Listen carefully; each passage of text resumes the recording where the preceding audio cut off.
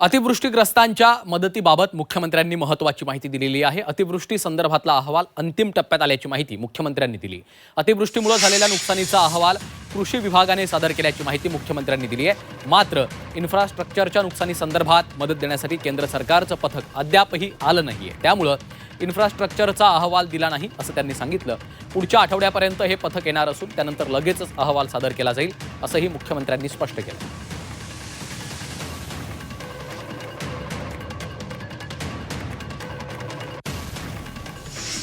ही जी प्रश्न उत्तरं येतात ही 35 दिवस आधी सबमिट केलेली प्रश्न उत्तरं असतात। केंद्र सरकारने आपला त्या ठिकाणी जो काही अहवाल आहे तो केंद्राला गेलेला आहे। केंद्र सरकारने टीम देखील पाठवली, 2 वेळा टीम आपल्याकडे येऊन गेली।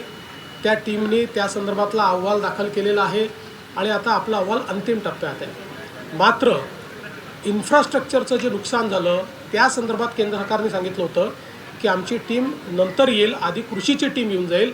त्यामुळे इन्फ्रास्ट्रक्चरच्या संदर्भात जे काही नुकसान झालं आहे त्याची जी मदत आपल्याला घ्यायची आहे त्या संदर्भात त्यांची टीम अद्याप आलेली नाही। ती पुढच्या आठवड्यात अपेक्षित आहे। ती टीम आल्यानंतरच त्याचा अहवाल जाईल। कृषीच्या संदर्भातला आपला अहवाल गेलेला आहे।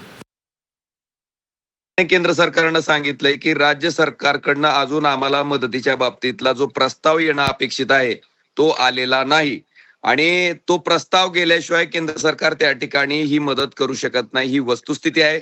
मला वाटतंय आता राज्य सरकारच्या मंत्र्यांचं नगरपालिका नगरपंचायतीचा प्रचाराचा जर कार्यक्रम उरकला असेल आणि सगळं यंत्रणा जर रिकामी झाली असेल तर तातडीने ह्याच्यावर लक्ष केंद्रित करावं आणि तातडीनं तो प्रस्ताव केंद्राकडे राज्य सरकारनं पाठवावा।